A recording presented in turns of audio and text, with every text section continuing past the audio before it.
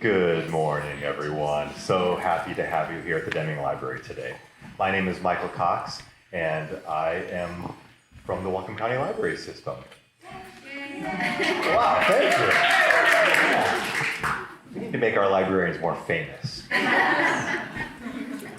Welcome, everyone, to a book discussion with Sasha, taqʷšəblu, LaPointe. We want to acknowledge that this library is on the ancestral homeland of the Nooksack people. They have been its stewards since time immemorial, respecting the land, river, and ocean, with the understanding that everything is connected, related, and alive. We acknowledge the elders and their collective and individual plights and achievements. We consider the legacies of violence, displacement, migration, and settlement that bring us together today. And we pursue ongoing action to build lasting relationships and grow together so that all may prosper. This year marks the 16th anniversary of Whatcom Reads, our community-wide reading program. And since the beginning, Whatcom Reads has been a team effort with representation from the Bellingham Public Library, Bellingham Technical College, Northwest Indian College, Western Washington University, Whatcom Community College, the Whatcom County Library System, and our community sponsor, Village Books. Major funding for the Whatcom Reads program comes from the Friends of the Bellingham Public Library, the Whatcom County Library Foundation, and additional support from Western Libraries and Bellingham Technical College Foundation. And if you buy a copy of Red Paint from Village Books, please know that a percentage of the proceeds will go towards supporting next year's program. This has been a busy and invigorating Whatcom Reads season with programs about preserving the Nooksack language, writing family portraits, translating your family stories into songs, learning how Native values can teach resilience, and celebrating the achievements of Vi Hilbert, Sasha's great-grandmother, who is credited with rescuing the Lushootseed language from the brink of disappearance. There are a few other opportunities to hear more from Sasha before Whatcom Reads draws to a close. So head to whatcomreads.org for information about those programs. Tomorrow night's program at the Mount Baker Theater does need tickets. They're free, but you need to get those tickets ahead of time, and you can find out how to do that at whatcomreads.org. Also, there's a virtual program on Saturday, so if you know people who couldn't be here today, let them know about that opportunity as well. And don't forget to stop by the Allied Arts Gallery in Bellingham to take a look at the exhibit of pieces produced as part of the Whatcom Reads Arts Challenge. It's fascinating to see how this book inspired others to create. Today, we are pleased to welcome Whatcom County Library System's Nooksack Cultural Liaison, Joshua Olsen, to lead a book discussion with Sasha.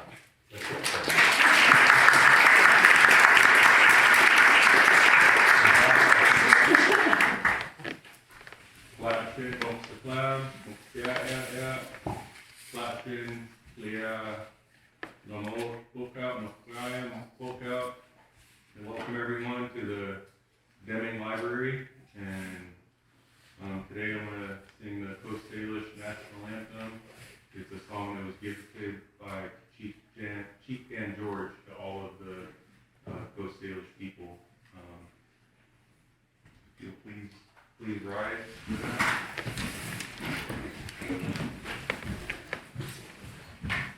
Oh,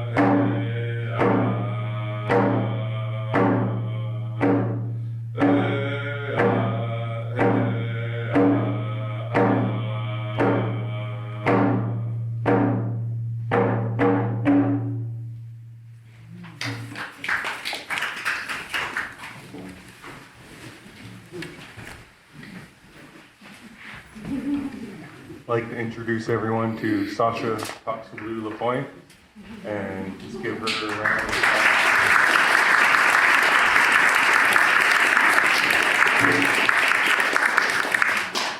I want to mention too something about the drum. In Coast culture, you never put the drum upside down, facing up because it's alive. And this is a face, and you don't want someone to come and plop you right on your face. And we refer to this as the grandfather, or the fletcherlism word is cowan. Thank you for that.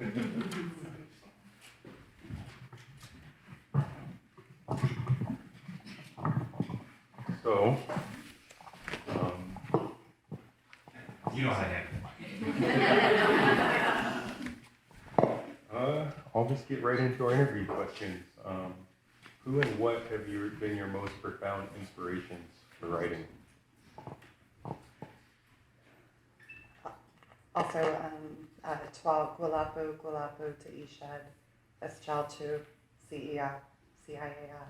taqʷšəblu Nooksack hello, welcome everyone. It's an honor to be here with you. Thank you for having me. My name is Sasha taqʷšəblu LaPointe, and I am from Nooksack and Upper Skagit. My mom would have killed me if I didn't introduce myself. I think that my biggest inspiration, I think, is maybe an obvious one, but taqʷšəblu, my great-grandmother, meant a lot to me. I feel like I grew up with a privilege, being as close to her as I was. And I think that she's the reason I write. Like, you know, we're very different kinds of storytellers, but she's why I'm here. Is your process for writing poetry different from writing prose? Does the subject matter determine which form you use? I'm always writing the same thing, just over and over in different languages. So no, like it's the same. What are you reading right now? Oh my gosh, this question. I joke about this because I feel like when you're at a party or a show and like someone's like, oh, what are your favorite bands? What are you listening to? And it's like all of a sudden everything goes out of your mind. And it's like, what is music? Like, I don't know, I've never heard of it. Music questions coming up later. Okay, thank you for that. It's also hard. I feel like I've been so busy with work. I teach at the Native Pathways program at Evergreen in Olympia, and it's such an amazing program, but like I'm reading a lot for work, so I feel like that doesn't count. Sorry, we're just in my monologue right now. But our theme this quarter is Indigenous feminism, so we're reading really cool books, In Good Relation, written by the body. But I feel like that's like where my brain is. But the last time I read something just for me, what was it? Oh no. You know, I'm reading my friends all the time, like Tay Tibble, Maori poet, amazing. She has a collection called Pocahontas. Tommy Pico, like Indigenous poets. Yeah. I think reading for work definitely counts. Thank you. Does writing come easily to you? Do you have to do it? Do you want to do it? Or do you make yourself do it? All of the above.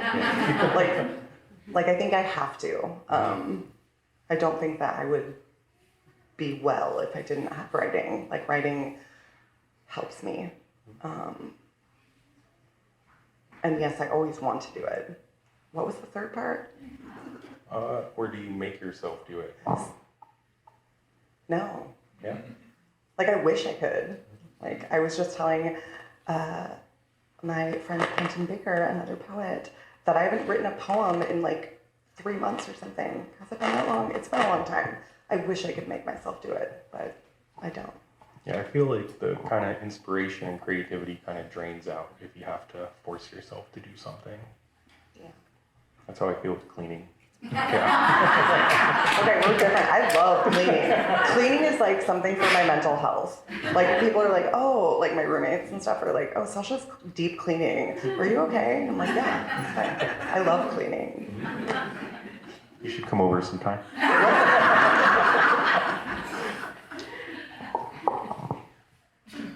Although punk rock is a musical genre, it also represents a cultural phenomenon and even a way of life.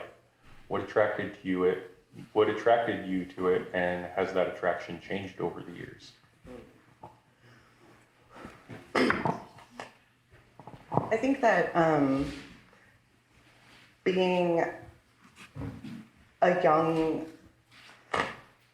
kind of misfit runaway, like, you know, looking for chosen family was really important to me, and punk rock, like, really, it lent itself, like, to that, like, finding, like, your people, the other weirdos. And so as a teenager, it was really, really important to me. But then as I grew older, I had some critiques, like looking around the room, being in a show and being like, everyone here is white. Like, there's not another Coast Salish person in this room. And I started to have these like critiques of it, and it felt isolating. It felt kind of lonely. So I feel like, yes, it's changed my relationship with it, but I also think the scene in itself is changing. And there are actual Indigenous punk bands, more like queer POC punk bands. So it's changing. But there was a time in my 20s where I was like, what am I doing here? Why am I here? Yeah. When I was in high school, I think we were called emos instead of punks. Very similar. Yeah. Same wheelhouse. Same music taste, I think.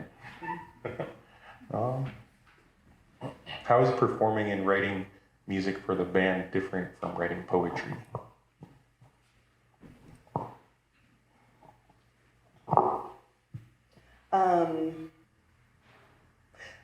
I think when I first started writing lyrics, I thought that it was the same.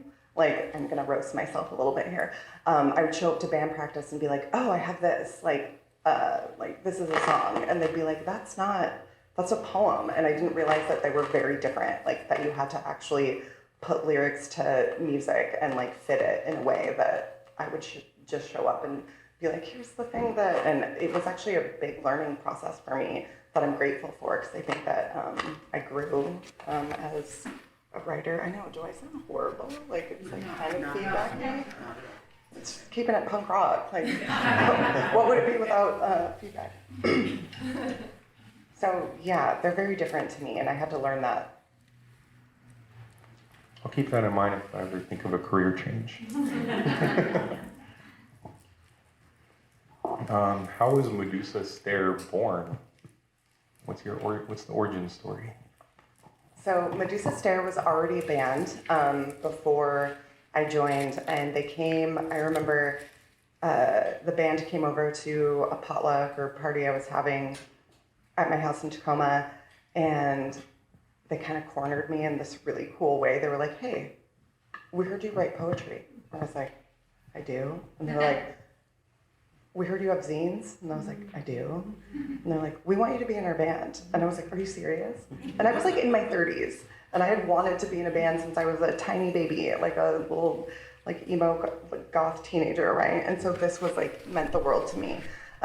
So they had already been a band for about a year, and then I joined because they asked me, and it was amazing. We went on tour. We drove from like Seattle to Boston playing shows. Like, it was great. It was great. What bands or songs are you loving right now? Snotty Nose Res Kids. Yes. Nice. Love them so hard. Like, I feel like my housemates and my partner probably want to like hide my phone, or, you know, like the equivalent of throwing the record out the window. They're just like, stop playing this. So I'm listening to a lot of them. Have you been to any of their live shows? I actually just went a couple weeks ago when they played here at I keep calling it Buffalo Wild Wings. Mm-hmm. It's not Wild Buffalo. I saw them I saw them there. I also saw them when they came through Tacoma last year. I got to see them at Alma Mater in Tacoma, and they're just so great. I was like, we walked in, and I was like, I'm old. I'm just gonna take a seat in the back. Like, I'm not gonna be up front. And then they started playing, and I was like, charged it to the front. Was like, nope, we're here. Like, yeah, I love them. And are you still with Medusa Stare? Is being in a band all that you expected? How much time do we have? As much time as we need. This is a whole other book. I'm not with Medusa Stare anymore. Unfortunately, during the pandemic, during lockdown, the band kind of dissolved. Folks moved away. One of our members moved to Portland, the other moved to the Bay Area, and so we kind of dissolved. But the drummer Kari and I formed our own band, like a weird little two-piece. Super weird. We were just writing music in her basement, and she was recording everything, and it's a whole thing. I look forward to listening to that on Spotify.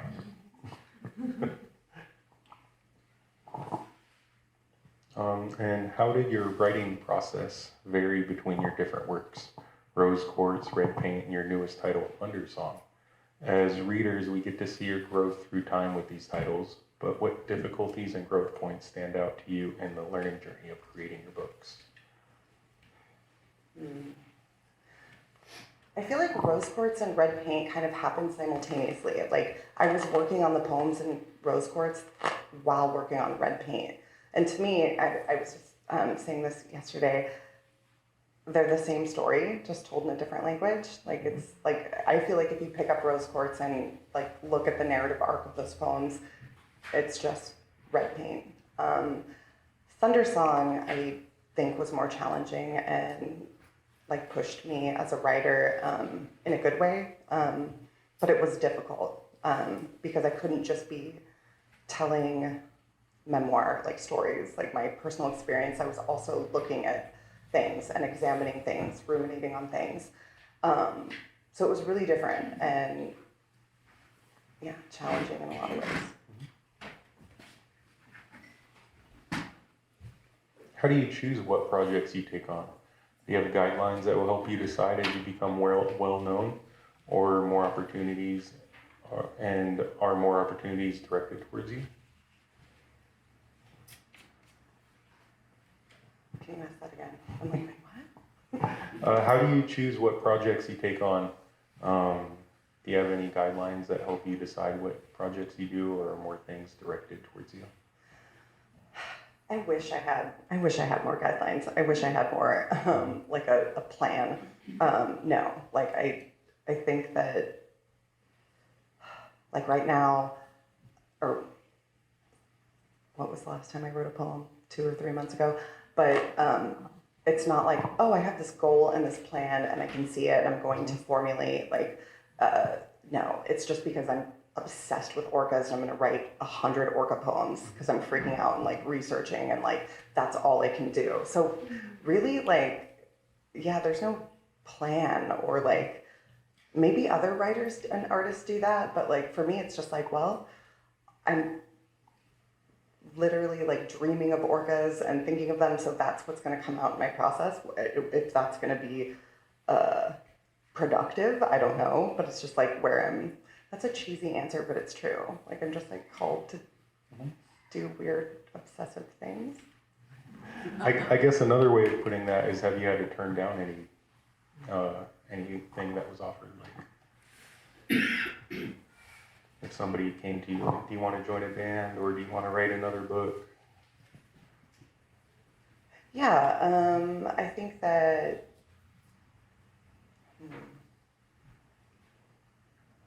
I've turned down things, yes. There's a story. Answer this with grace. In your new book of essays, Thunder Songs, you say, my great-grandmother was a storyteller. It was her gift, not mine. Yet, here you are with 3 books under your belt. Do you see yourself as a storyteller now? Oh my gosh, I love you for this question. Like, that was, oh, thank you. I think I'm a different kind of storyteller, right? Like, sometimes people ask me, like, oh yeah, you know, like Yahao lifting the sky story, you know, the basket woman story, you know, and like, can you tell it? I don't have that same gift. Like, clearly, like this is what it is. Like, I'm a little fumbly, I'm a little rambly. So I'm not like an orator, I'm not like a storyteller, but like I do feel like it carried over like into my creative process as a writer, in my poetry, in prose, like that is, so yes, this is a rambling way to say, yes, I do consider myself a storyteller, just different.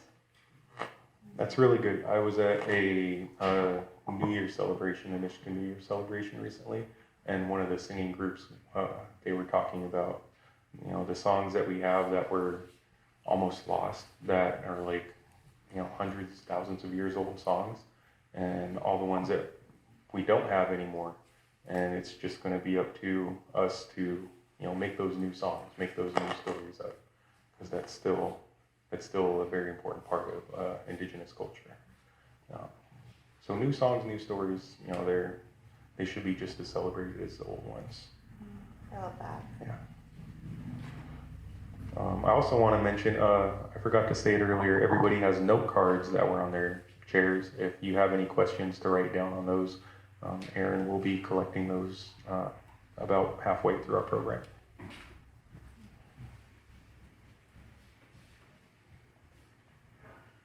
In one of the final chapters of Red Paint, you say that you come from a long line of dancers who wore the red paint and used it for healing, but that you would never dance in the longhouse. Do you see yourself as a healer in other ways?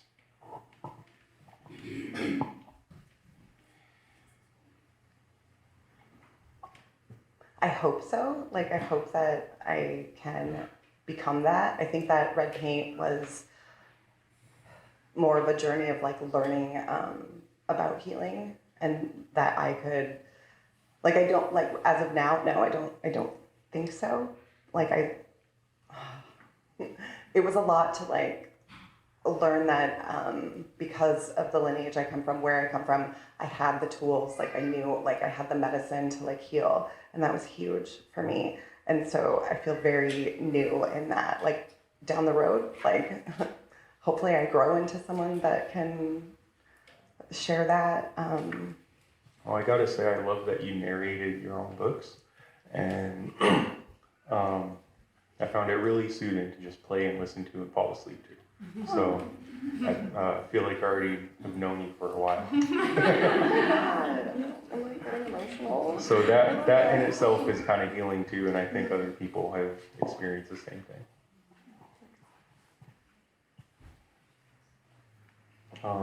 How did you come to be a teacher at Evergreen? Was that a long time inspiration? If so, where did that pursuit begin? No, actually, it wasn't a long time. Like, I didn't plan to be a teacher. When I went to the Institute of American Indian Arts, that really did change my perspective on academia. I didn't think that I liked it. I didn't think that, you know, as someone who dropped out of alternative high school, I didn't think that academic spaces were a space for me, like a Native, like, woman, like a, you know, former teen runaway high school dropout. I was like, no, not for me. But when I went to IAIA and was in... I think that's my microphone. Ancestors. When I realized what it could look like and be like to be in a classroom with other Indigenous folks, like I got really inspired and knew that, like, I was like, okay, now I want to be in this space. And I really wanted to teach at IAIA. They didn't, but I also didn't want to live in New Mexico again. And so when Evergreen happened, it was because I made friends with a poet, Dawn Barron, who's amazing. She's the director of the Native Pathways program. We met at an Indigenous women's reading, and I like sat right next to her and was like, hi, can we be friends, like, basically. And then through that relationship over time, she was like, do you want to teach creative writing? And I was like, yes, I do. Like, be in a Native space. So I love it. I'm like super stoked to be there. It feels like, I'm like, I get to do this? Like, this is my job? So that's really incredible.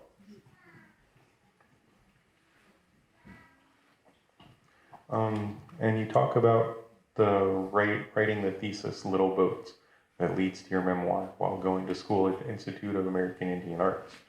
It is incredibly brave to explore your personal history of trauma in writing that is then published and shared so broadly. Thank you for doing that, and can you speak about your writing process with these personal stories? Yeah. Little Boats was an epic failure, and I feel like we don't talk about that as much as we should as humans, as artists, as people who make things. Little Boats, I think, is what brought me to, it was a really challenging time in my life. I was like, I'm gonna write this story. Like I like came to the page like with this idea and this ambition to be like, I just need to tell my story, because I feel like that was the driving force. That was all that I thought that I needed.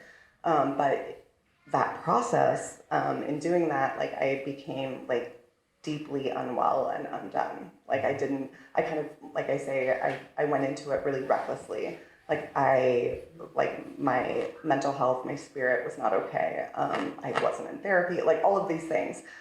But that process was so important because it eventually led me to what became red paint. And so, what is happening? 5 years ago, would you have seen yourself sitting here in the library talking about red paint? No. And like in the best way. Like I have a lot of gratitude for the fact that red paint is even in the world and that folks are interested in it and interested in my story and reading the story. So yeah, no, I could not have imagined this. What was your favorite part and your least favorite part of the publishing journey?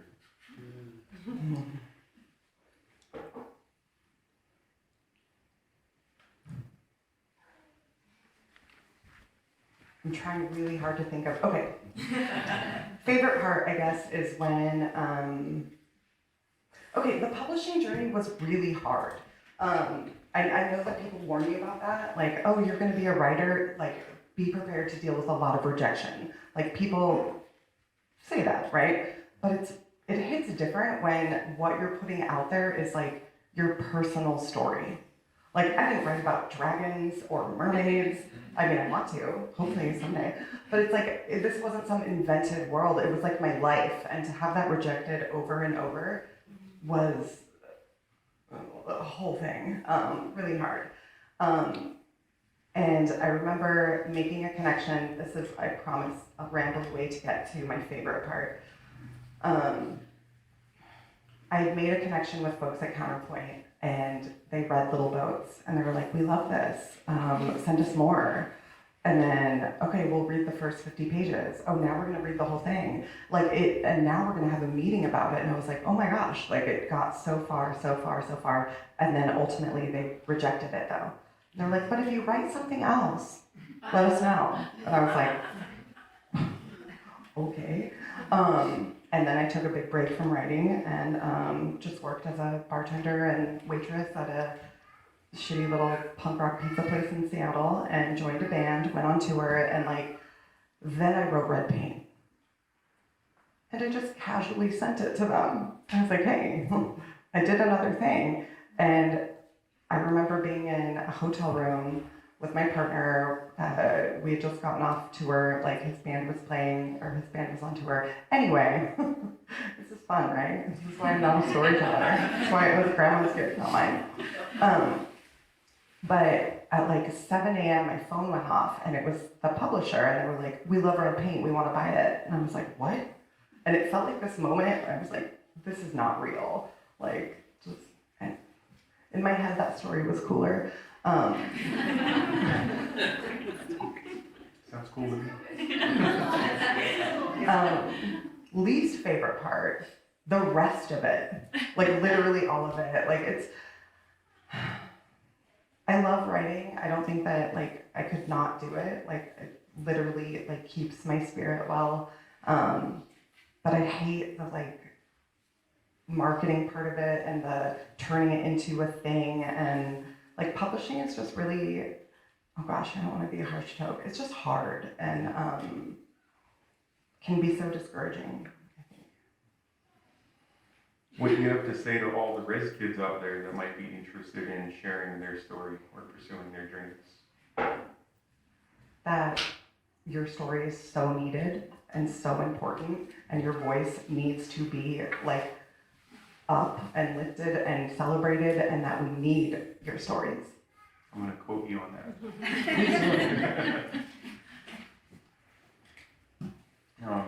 When it comes to health issues discussed in the book, miscarriage, asthma, blackouts, and spiritual and emotional imbalances, how important were traditional medicines to recover from all that?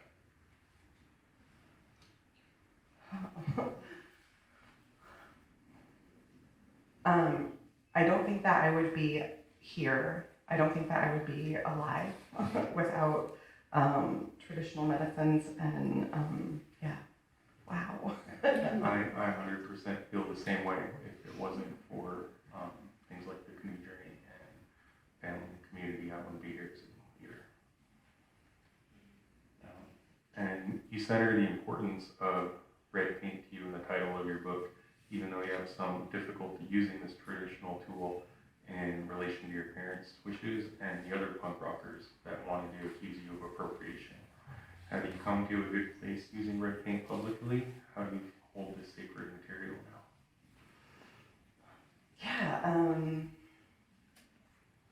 I remember calling my mom in tears, like on Medusa Stair Tour, and being like, oh my God, like, you know, for folks who have read the book, there is a moment where two white women outside of a punk venue in Chicago had seen me wearing red paint, which is something I asked permission to do. Like, I remember going to my parents and saying, would it be appropriate if I did this? And they were like, absolutely, like, this is about your healing. You are trying to, like, invoke that medicine, like, yes.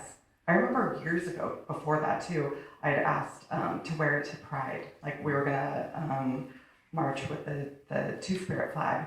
And I was like, I'm gonna wear red paint. Everyone else is in their regalia. And my mom was like, absolutely not. Like, that's not. So, like, it was very different. It's like not to be done like as an adornment or a celebratory thing. And I didn't know that. And then when I came to them again and said, I want to wear it in this way, they were like, yeah, that is the appropriate time to wear it. So on that tour, when these two white women, like outside the show, had seen me, they didn't know me, right? Like strangers. And they wanted to get us canceled because they were like, some girl is wearing war paint on her face.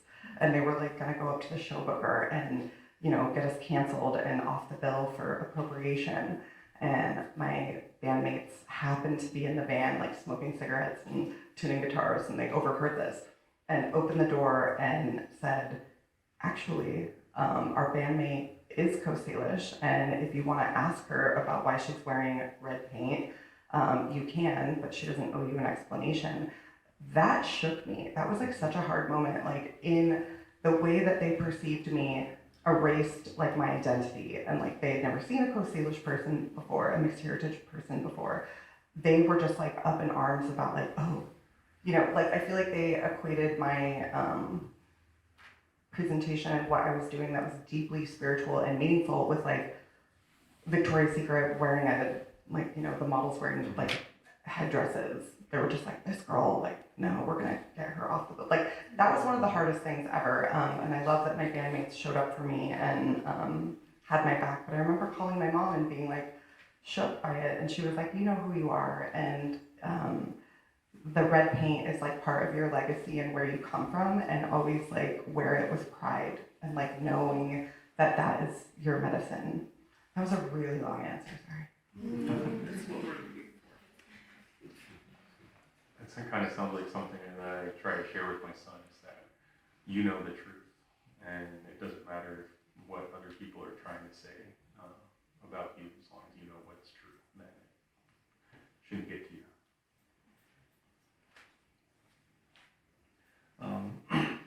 any issues or concerns from the indigenous community being upset about your writing regarding quote unquote sharing too much about our culture? Do you feel that their concerns are all valid, or what would you say to someone who thinks so? I understand that this is something that happened with the book Coast Salish Spirit Dancing that the late Bob Gilbert was involved in. Yeah, okay. This is an important question, and also I think not only my great grandmother, but also my uncle Ron depicted longhouse ceremonies in his paintings, and they're beautiful and important paintings, and several of them are hanging in my house today. But like, I think both of them shared things in a way that, I mean, first of all, I'll say I always like want to be respectful, and it's why that there are certain things in my book that I left out. Like, and I remember having my family going to my relatives and being like, "Can you read this?" And my mom was like, "You have to take this out, this out, this out. That would be really disrespectful if you shared that. You don't come from that." And I was like, "Cool." Like, didn't even question it. Like, removed it, and actually had to like come up against some editors where they were like, "You're being really vague in this ceremony scene. Can you like? I feel like readers aren't gonna get it." And I was like, "No, I'm being vague on purpose. Like, I try to come at like, yes, I'm sharing my experience, but as like Coast Salish people, we have to be like super respectful of our culture." And so I try to move through the world in my storytelling, holding that respect, but also there are some people that are going to be like, "You shouldn't even talk about red paint at all," and that's fair. Like, in the same way that like, you know, my great grandmother sharing certain stories, commissioning the symphony, like with spirit songs on a cassette that she shared. There's certain elders or folks in the community that are always going to be like, "That's not okay," and I want to like respect that and be like, it's okay that you feel that way. People felt the same way about my uncle sharing, like, you know, visions or images of our ceremonies. But I don't know where I was going with that, other than like, yes, both can exist. I'm like, I respect it, but I'm also going to tell my story. Yeah, there's a lot that goes into that sentiment from people. I definitely don't think that's the case with the book Red Paint. I feel like it was very respectful in that sense. And the people that I hear that coming from haven't actually read the book, they just see the title. And that happens a lot. People in Indian country don't. That's just something that's really common within the books and publishing industry, with all the book bans that are going on across the nation.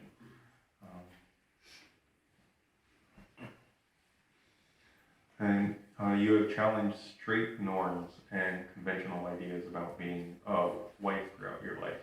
As you get older, do you still think it's possible to forge new kinds of relationships that do not conform to old standards? 100%.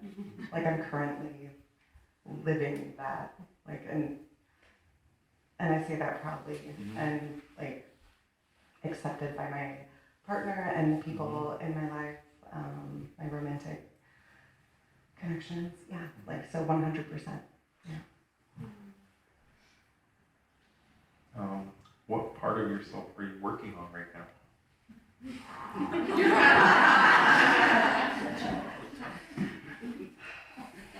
It recently came to my attention. This is fun for me. I'm like, no, I want to talk about this. That I'm an introverted person. I know that's wild, because I've been in bands, I dance burlesque, I wrote a memoir. Like, you would think everything about me, I thought screams like, I'm extroverted, what's up, let's party. No, like, very recently I was like, why am I always so drained? Why do I want to curl up in a ball and like cry for like 6 hours? And it was like, oh, because even though these things are good, like going out, going to a social event, going to a reading, doing whatever, like they can be really positive, but at the end of it, I feel really drained. And that was huge for me. And everyone's probably like, that's so simple. But I'm like, this was like news to me. Like I have misidentified like my entire life. And so the part that I'm working on is honoring that, like fragile little, like I feel like a scooped out shell sometimes where I'm just like, oh. So I'm working on, it's funny to mention that now when I'm like, I have like 4 days of back-to-back events. But I think just in general, like life as a whole, like being like, saying no to events. Like, even if it's a party, my friend was like, oh, we're having a baby shower. And I'm like, cool, I'm not gonna go. Like, that's huge. That's like a big step for me. And like, taking care of myself, nurturing myself. That's what I'm working on. Do you think your sun or moon sign kind of validates that? I don't know if you heard that. I'm like, follow me on CoStar. Yes. So I'm a Gemini. So, oh God, we could unpack this for the rest of the day.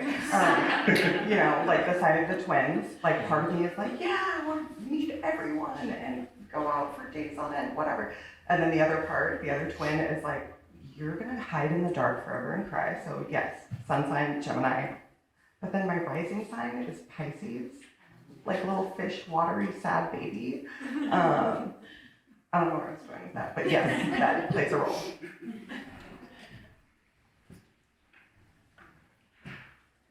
What are some boundaries that you've developed with yourself over the years? Definitely, the one I just talked about, that's a big boundary.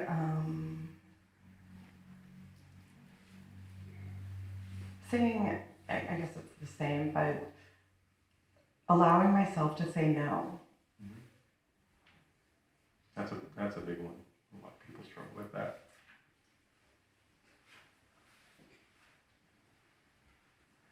You use the metaphor of linoleum from your great-grandmother's ability to make home wherever she was. How many people can relate to this kind of transitory home experience? Even though it was challenging for you, is there any part of that experience that you continue to value in your life? Yeah, so my partner lives in San Diego. We split our time. Sometimes I will go stay with him, sometimes he'll come up with me. But I feel like that sense of linoleum, like the first time I was gonna go down and be there for like 3 months, I was like wildly overpacked. I had like baskets, I had a can of salmon, I had like all of these things, like I cut cedar from the tree in my backyard. I was like, I need all these things. Like this is my linoleum. But I feel like I honestly, sometimes when I'm away from the Northwest too long, I get homesick. But so yeah, like that is part of my like life all the time because sometimes I'm there, sometimes I'm here.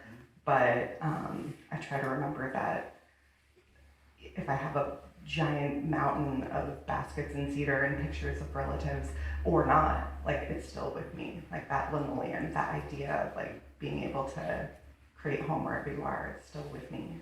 Was all that in your carry-on? Yeah, I had like trunks. I like showed up like I was getting on the Titanic. I've learned that the TSA does not like canned salmon in your carry-on. You have to check that. That's racist. Yeah, I tried telling them that, they didn't believe me.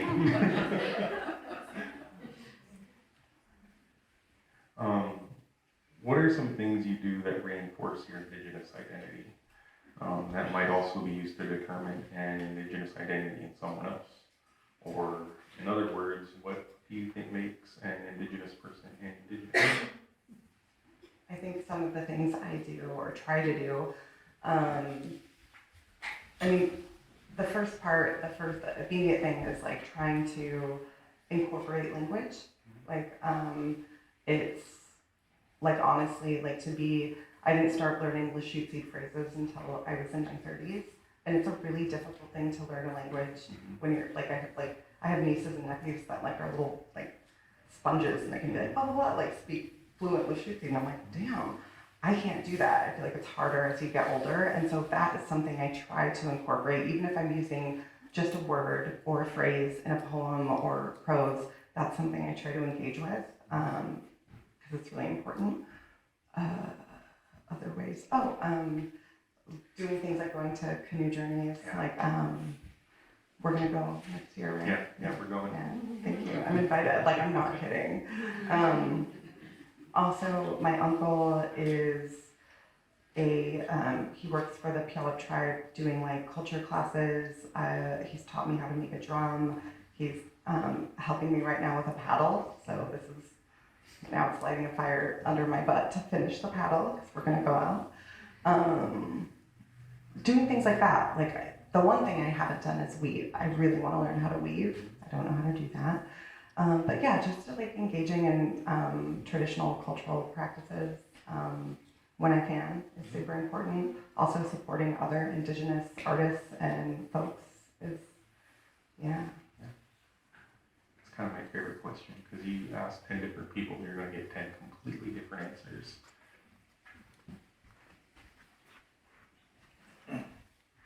Joshua, do you want to collect the questions up in the audience?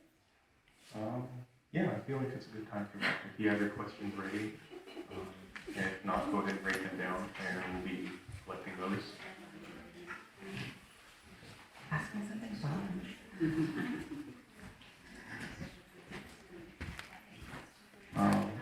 You inherited title to some land from your your late great grandmother, fighting over. That you sell to the elimination, and using that money, you're then able to purchase your other grandmother's home in Tacoma. Did that feel strangely serendipitous, or like your grandmothers were speaking to you and helping you to find your own home? 100%. I feel like they were like, she needs a home. I felt like, honestly, like we have like spirit helpers, right? Mm-hmm. And I like that I don't even have to explain that to you. But I feel like those things fell into place when they did because I deeply needed a safe place. Mm-hmm. So, yeah. Yeah, I really feel like my ancestors are just always conspiring and working to lift us up. I feel like mine are probably exhausted. They're like, oh my God.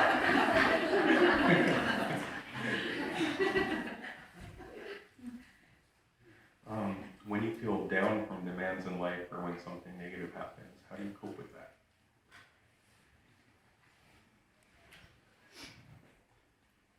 Snacks. I could answer in this profound, deep way, but I'm like, cake. Treats. So we had ketchup chips. Oh my God, yes. That's like, You either love them or you hate them. yeah. And like the all dressed chips. Mm-hmm. Yeah. Not available in the States. No, you have to go to Canada.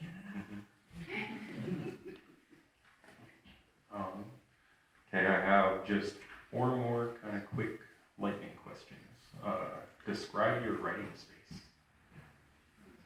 This would be a good time to lie. Like, pristine, beautiful, there's succulent, no.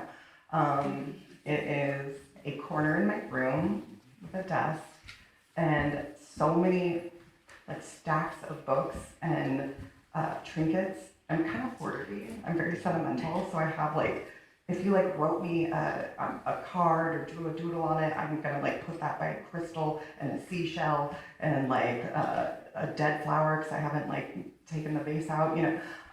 So if you're gonna picture it, like it's beautiful to me, but it's also total chaos. Sounds like my space. It looks like an art installation, but you know, disturbing way. How do you relax at the end of the day or on a day off?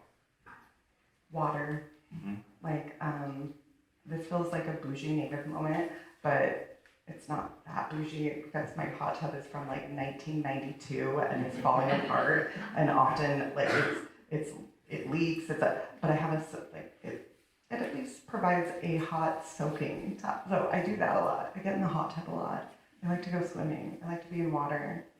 Have you been to the Mount Baker Hot Springs? No. Oh, it's really nice. How close is it? Can we go? Probably 2 hours from here.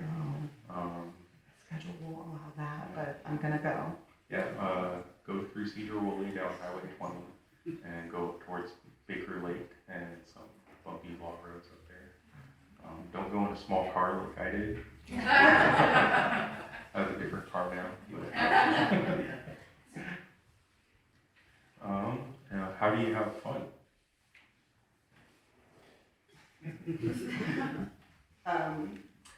Last night, Allie and I stumbled upon a drag show, and that was amazing. At Rivers? Yeah, Yeah, I like those drag shows. yeah. I actually gave the only copy of red paint that I have to this fabulous drag queen last night. So I have fun that way. But in other ways, and like I also like hiking. Yeah. It's not always wild. Yeah. Yeah, I guess they kind of interest. I know some of the drag queens. It was hilarious. I think she thought I was kidding. She was walking around being like, do we have any celebrations or special occasions, like wedding, divorce, birthday? And we were like, book launch.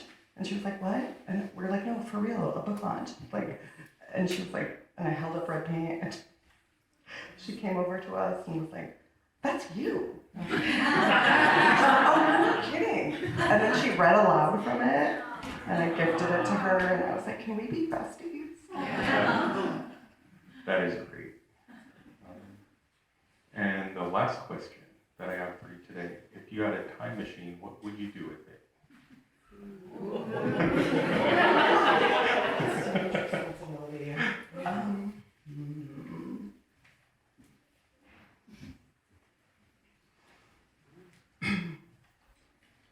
Do I go sentimental? Do I go deeply personal? Do I go funny? Do I go dark?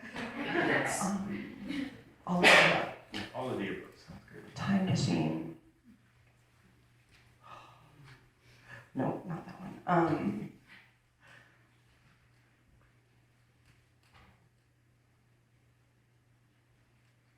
I feel like I would go back to my great-grandmother's beach property on the peninsula and hang out while she was cleaning clams and telling me stories. I would just do that.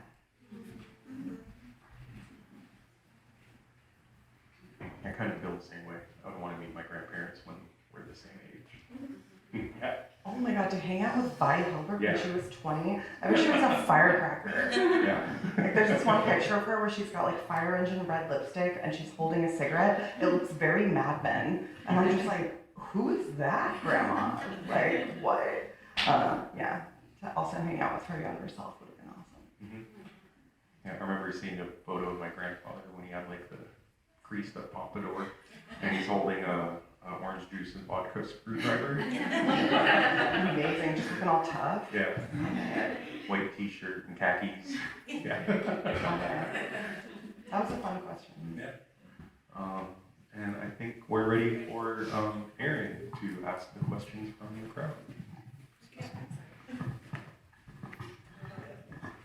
Thanks, Sasha. Okay, there's so many good questions. Like, this is a really thoughtful crowd. So I'm going to do some quickies first. You said what your sun and moon is, so what's the rising sign? Wait, Your rising sign. Pisces. Oh, okay. Moon is Sagittarius. Oh, that's what it was. They wanted to know your, okay, sorry. Sag. If there was a movie of your life, who would play you? Deborah Jacobs, please. Can you say that again? Deborah Jacobs, Alora Dannon from Red Stocks. Goals.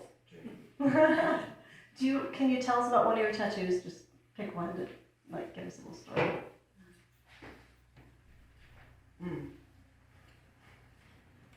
I have so many. But I will tell you that on what day? What was the holiday? Did you say Chris? Oh, yeah. Allie and I went and got flash tattoos. So we both have matching tattoos that say girls. And also, so you get two. This is a 2-for-1. So we have matching tattoos. And then that same day, we got like 3 tattoos in one day.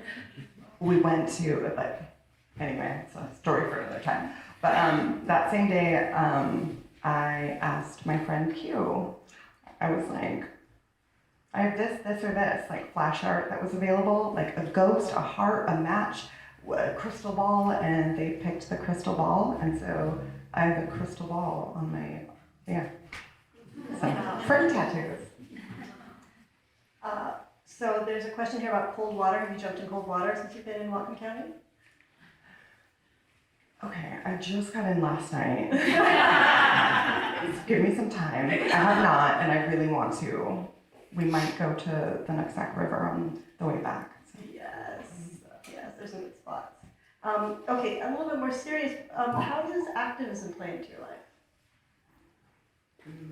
I feel like it's impossible for it not to. I mean, even in, I think of like the work that my great grandmother did as activism, right? Like, to be a language revitalization activist, like she like had to work to save a traditional language from erasure. That's activism. I think that, yeah. Thank you. You talked a little bit about, you're writing by your mom or different people in your family. Did you really like ask permission for people that you included in your book about including them? How does that work?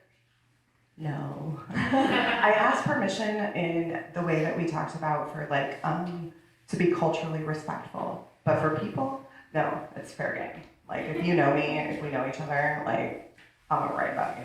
Real quick, have you heard from anybody in the book that you wrote about, like maybe after the fact, that called you and said, hey? Yeah. Yeah, my ex-husband, kind of like, and good for him. Like he's like, working it out. But I think that reading Red Paint was really hard for him.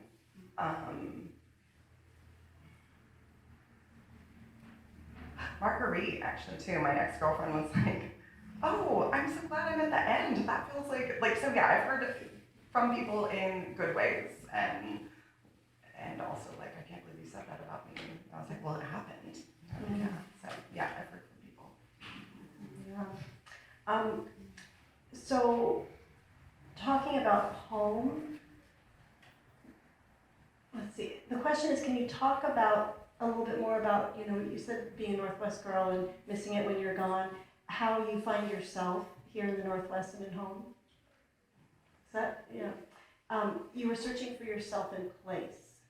Do you want to say anything about how you find yourself in place here? Yeah, I think that part of the biggest lesson or journey in Red Paint was realizing that being tied to this land, having an ancestral connection to this land and this space was so healing and was right in front of me the entire time. When I wasn't paying attention as a teenager in my 20s, kind of being distracted by these things, and then kind of waking up one day and going, it's right here. Like medicine is right here. So you talked a little about being a ghost when your aunt died, and then also you talked about vulnerability hangovers. I don't know if there's any connection here, but what got you through those times? What was it like to have those kinds of experiences, and what would be supportive for people that are going through that kind of stuff, in your opinion? When my aunt died? Is that your aunt died? I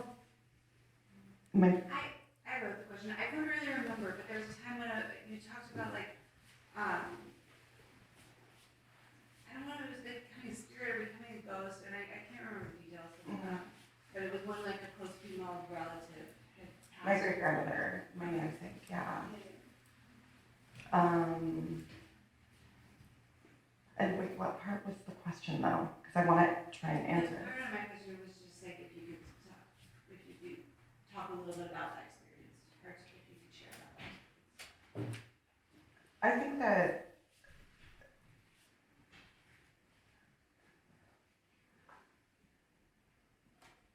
I actually don't think that I can. I'm so sorry. No, not at all. It's why it was first.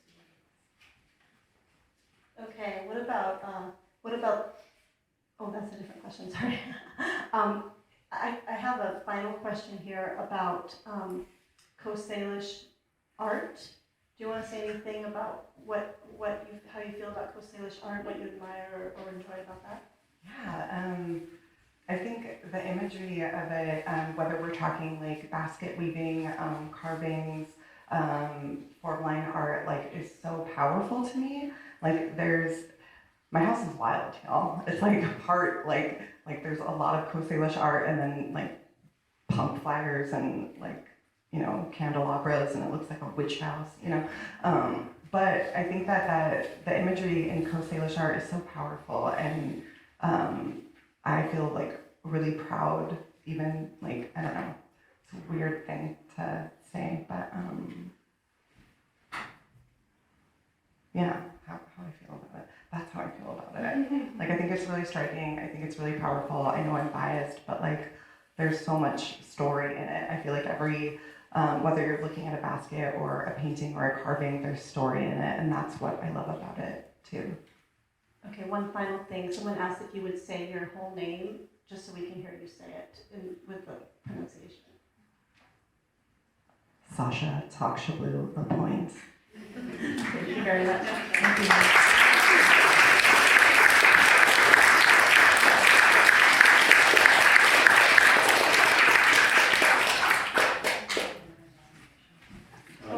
Forgot to ask about this earlier, but is there a poem you would want to share with us in closing?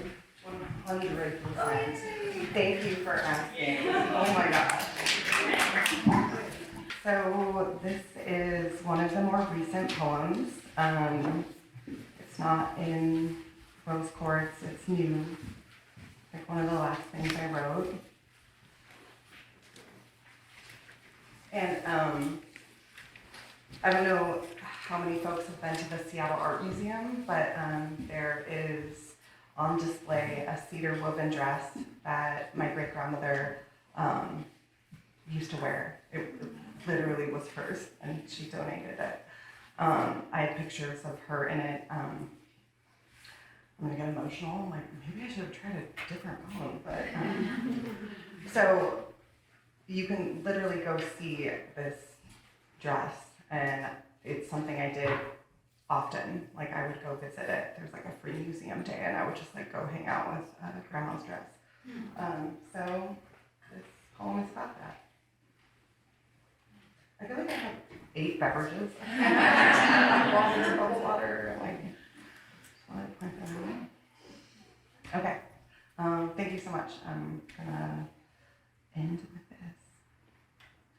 Cedar woven dress at Seattle Art Museum. The year I am born, they carve a maiden from the trunk of an ancient tree. My grandmother does the blessing, dressed in cedar, hands to the sky, feet in the tide, palms up, palms full of story. The maiden marries the sea, becomes ocean and sea kelp for him, a promise of fish returning, a union of abundance to keep her people from starving.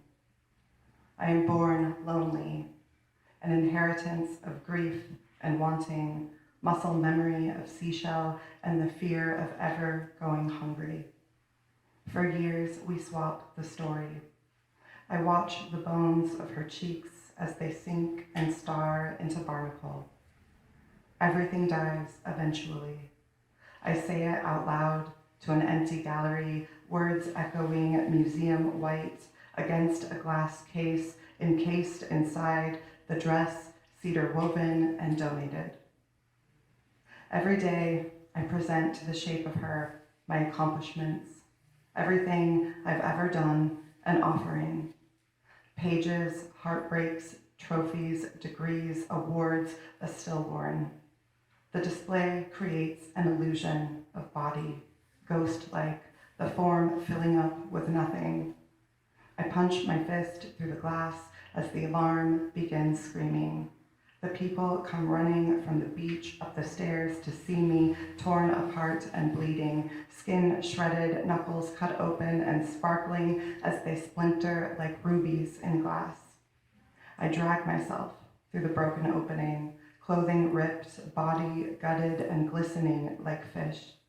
What's left is practically nothing, skeletal, bone wet, and shining. I crawl inside, and the people are surprised when I don't slip into it. The dress, the cedar woven shape of her. They don't understand I never intended to fill it. Instead, a body cut like a promise, blood ribboning, I curl into her would-be arms, like a baby, like I used to be. The memory of being held by something, like oceans, like language, like story, like grandmothers and whales and maidens who give themselves up freely to the deep, to keep their people from ever going hungry.